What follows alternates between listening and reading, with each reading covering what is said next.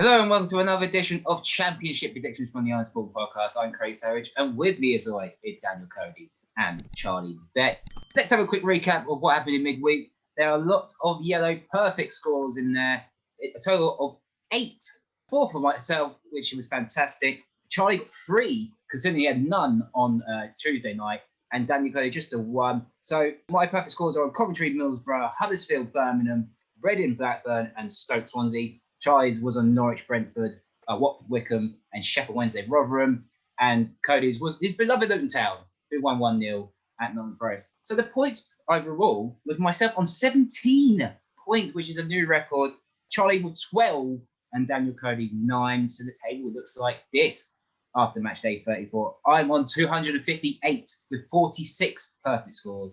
Daniel Cody's in second place with 232 with 36 perfect scores. And Charlie Betts on 219 with 33 perfect scores.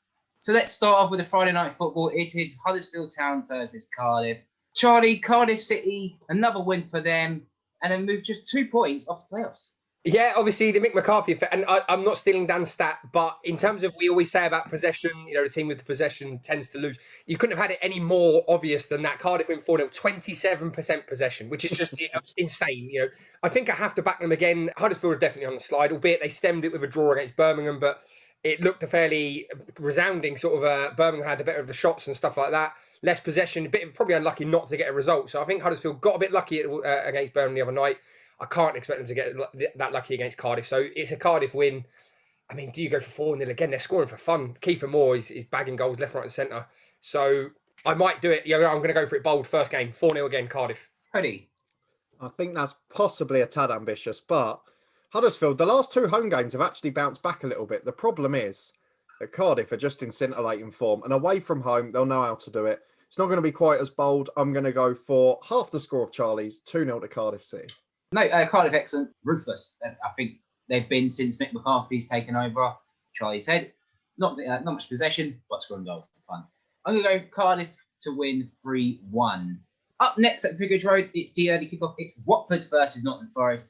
Codes, you watch Nottingham Forest midweek, and we've been saying this for the last few months. Create chances, but don't score. Oh, I mean, compare it. About the same time last year, just before lockdown, we went to watch the equivalent game last season, and Forest looked like they could score all day.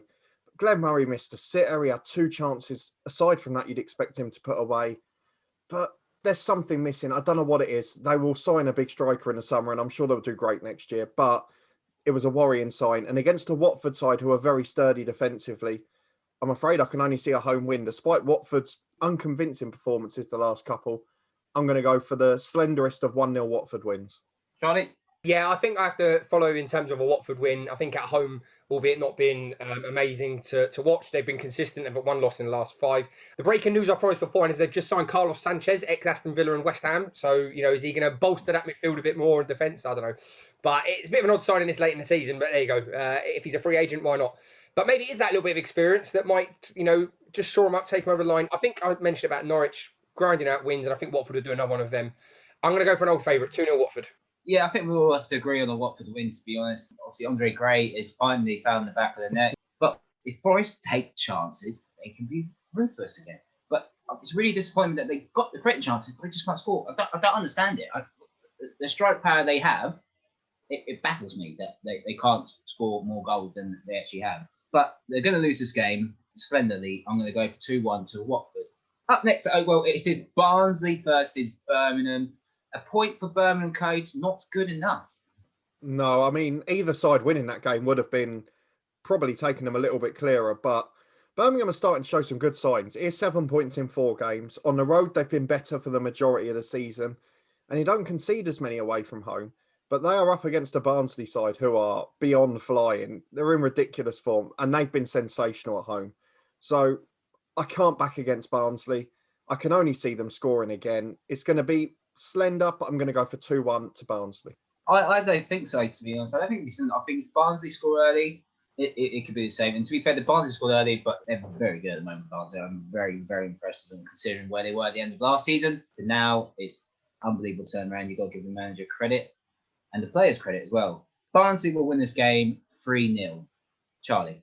I don't know. This is tough. And I tell you why it's tough, because I think Birmingham have been a bit more resolute away from home. And you just think, I mean, you two nailed it. It probably even exceeded your expectations when you did, the Barnsley manager special all those months ago to be where they are now. But you just wonder sometimes with the Championship, is this the game where like Birmingham grind out a draw against, and I mean, everyone is backing Barnsley. Everyone can, backing them for a win. And it's just those moments in the Championship sometimes which then lead to a draw. So in the interest of the competition, I'm gonna plump on that. I'm probably gonna get laughed out of it, and it would end up being 5-1 or something like that. But I'm gonna go for the Championship's favourite scoreline. I just think Birmingham are a bit more resolute away from home, and this is when the Championship throws up those kind of results. Just when a team's flying, Birmingham will get a sneaker draw against them. So 1-1 for me. Up next at the Brentford Community Stadium, it is Brentford versus Rotherham. Charlie, a massive win, a late win for Rotherham.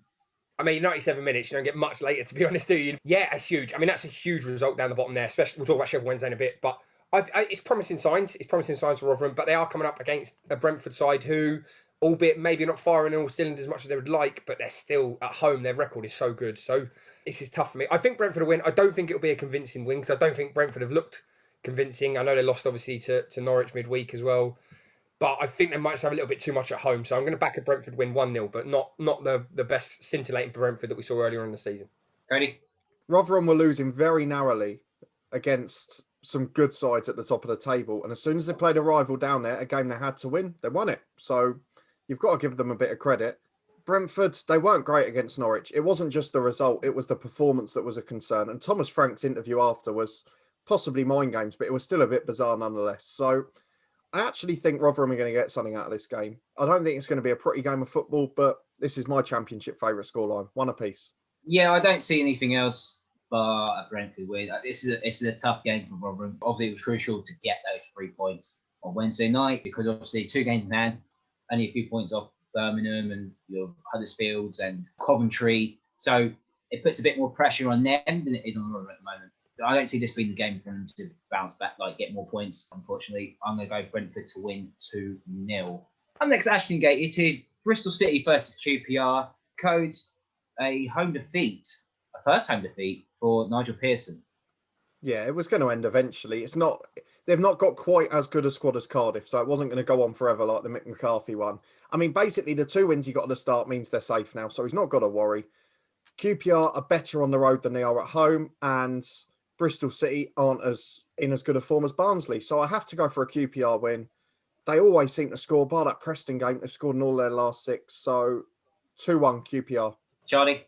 Yeah, I agree with Dan in the sense, I'll tell you for why, because I think, admittedly, the last 2 away games have been a loss and a draw, but they're against teams like Birmingham and Preston who sit back, I think when the impetus is with QPR, they struggle a bit. But prior to that, including against Luton Town, for example, when teams come at them a little bit, they were quite good on the counter. So I think Bristol City will try and attack them. I think Nigel Pearson is that kind of manager.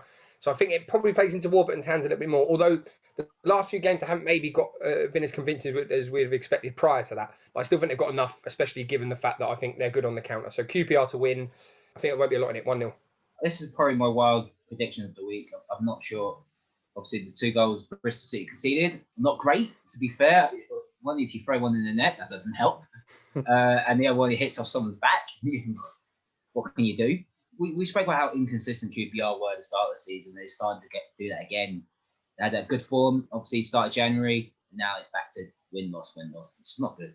But I don't think it'll be a win. I'm sorry, I'm going to go for a draw. I'm going to go for it. It's Hayden. Draw of 2-2. Up next at St Andrews, it is Coventry City versus Derby County.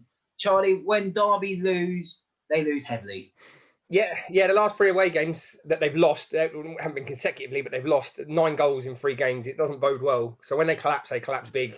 I don't know. I mean, Coventry have been a mixed bag at home. Admittedly, better home form than away form, but it's still very much win, loss, draw. If Coventry get the first one, I think Derby do have that habit of folding. But I don't know if Coventry will be prolific enough. So I'm going to go for a rather boring, I can't believe I'm saying this, 0-0, no goals. Cody? I'm not sure about this game because the news off the pitch of Coventry, if anything, is going to give them a lift. And let's be brutally honest, Derby were very, very poor on Tuesday night. It was old Derby. Lots of possession, no chances. Cardiff, dominated on the counter and from set pieces. So the frailties are there. Coventry have to get a win. It's basically out of their hands if they lose this game, with Rotherham's games in hand. So I'm going to back Coventry to get a gritty 1-0 win. But again, I don't think there'll be many goals either. I'm going the opposite way, to be honest. Well, it's the first time I'm going to say this in a long time. One of us is going to guarantee a point. I think Derby will bounce back, to be fair. Coventry losing to Middlesbrough midweek will be a bit of a blow. It was so late on as well, and the man of this was so poor. And Derby, once they do get trounced, they do bounce back quite well. But I think they're going to win this game 2-0. Up next, and a new den, it is Millwall versus Blackburn. I don't get Blackburn, coach. I tell you asked me about 3 weeks ago, or 3 episodes ago, whether Tony Mowbray is in trouble. Well, he might be now because the rot just isn't stopping. And it's not like they've played entirely top sides in that time. So I don't know what to go for here other than a Millwall win. And I know they've only won 1 of their last 4, and that was pretty narrow as well. But it's Millwall for me, and I'm going to go 2-0. I just think it'll be a pretty comfortable day at the office. Charlie? Yeah, I worry about Blackburn defensively. They're shipping a lot of goals now, and that is a big worry. Again, not nicking Dan's stats, 68% possession against Reading and convincingly beaten. So I think I'm going to agree in terms of a Millwall win. I had 3-0 in my head because I think Blackburn just don't seem to be offering much. And that forceful Millwall side with those, Matt Smith and those diagonal balls raining in on the box, I think they'll get a few. So, but maybe Blackburn might have something up top. 3-1. Blackburn have been absolutely horrendous. Probably the worst form team in the league at the moment. I know they're a young side-ish, but I don't know what has gone wrong. I don't know what Tony Mowbray has done differently. Well, he needs to change something because they're losing every 6 out of the last 7. So they need to stop the rot somewhere. Ain't going to be at Millwall, to be honest. I'm going to go Millwall to win 2-1. Up next at Carrow Road, it is Norwich City versus Luton Town. Codes, Luton Town, another away win, another 1-0 win. Surely it's going to be 1-0 Luton in this game. Not a chance. It was a gutsy performance. They were very good, but they ain't winning away at Norwich. The Norwich are, Thomas Frank, it was surprising his interview, but he's probably right. They're runaway leaders and for a reason. So Norwich are going to win. I don't think Luton will fold, but then they did at Stoke, so we never know. But I think it will be a comfortable Norwich win. And I can't see Luton scoring because we don't score many on the road, let's be honest. 2-0 Norwich. Do you know what? That was a great victory for Luton. Very, very good victory against Nottingham Forest. Only 8 goals scored away from home, which is utterly ridiculous when you won 6 out of them. But with the odd goal. Can it be a repeat of the FA Cup in 2013? No. But I think they've given Norwich a really good game. They've really beaten them this season. So why not? Why not go there and give it a you will? Because obviously you're missing players, but still, don't matter. Adebayo on fire at the moment. I think Norwich are going to win this game anyway. 2-1. Charlie? I'll tell you, I'm in a quandary because it's 2 teams who are out of form up front in terms of Forest and Sheffield Wednesday, albeit I know Luton won, but gave away a lot of clear-cut chances. And that would worry me when you're coming into a game against Norwich, who are, clinical up front. But then on the flip side of it, Nathan Jones has a habit in these massive games of just grinding out something. So I'm sort of between the two. But I just think the worrying form for me is at the back at the minute in terms of the number of, particularly some of the space in the box that Luton are giving away a bit. So on that basis, probably not going to like this. I think Norwich might run away with this one and a similar sort of fold to Stoke. I can't go 4-0 again. I will do. 4-0 Norwich. I'm sorry. Up next at Deepdale, it is Preston North End versus Bournemouth. Another good win for Bournemouth away from home, Codes. It was, actually. And I said, whisper it quietly last time, Jonathan Woodgate is beginning to start to impress me. And that was a really good result, albeit the goals came in interesting circumstances, as you said earlier with Bristol City. Preston are back to being Preston, draw, win, loss. So what's next in the sequence? Who knows? I'm going to go, do you know what? This is going to be an appalling game. And I did it a couple of times in midweek, and I think I was out of both within 10 minutes. I'm going to go for 0-0. I'm not sure about this one, to be honest. Well, actually, I am sure about this one because Preston, as you just said, so inconsistent. Bournemouth, good victory. I'm going to go for the same scoreline as they did on Wednesday night. I'm going to go for 2-1. Charlie? I think we're going to get a point out of one of us because this is just when everyone writes off Preston. Well, I said this a few weeks ago and it worked as well. Just when everyone gives Preston no hope whatsoever, they end up plucking out a result. And I can see that. And I do agree with both of you. Obviously, they've been getting some wins, but defensively not been as sound as what I would expect for a team up that high up the league. So they are susceptible to letting in a goal. So on that basis, I think Preston will shock everyone. It's going to be a lot. 2-0 Preston. Up next in Matchday Stadium, it is Reading versus Sheffield Wednesday. Charlie, the worst possible start for Sheffield Wednesday and Darren Moore. Yeah, in terms of a result, yeah, I think if you look at the stats and the highlights, it was a bit more positive than probably the Sheffield Wednesday you lads saw against Luton, in the sense of, albeit a more possession again, but taking it out, created more chances, a lot more chances than they had done previous games as well. So it's going in the right direction. And I'm not just saying it's because of Darren Moore or whatever, but I do want him to do well there, because I think he's a good manager. I hope it doesn't sort of work out negatively for him. But this is such a massive game. You know, if they lose this one, they really are getting cut adrift, because teams like Rotherham and above them are starting to hit a little bit of form. So I think he might have enough in the tank, though. I know it sounds silly, but I think it's going in the right direction. Now, albeit a sucker punch on midweek, I think they might still have enough, and it might actually give them a bit of an impetus to move forward from there. Reading haven't been convincing. I know they've been picking up wins and points, but it is 1-0 here and there. So you could argue they're going to grind one out, but I don't think they will. The other way around, Sheffield Wednesday slightly better at home, 1-0 Sheffield Wednesday. Cody? Oh, I don't know. Reading have been inconsistent themselves. As Charlie said, Sheffield Wednesday, performance-wise, really encouraging. Dominated the game, had loads of clear-cut chances, didn't take them. And then let's be honest, at the end, it was a moment of madness, really, from the corner. But I think this is going to be a thriller. Let's go for it. Reading have been in 1-0, so what better than to go for a 3-3 draw?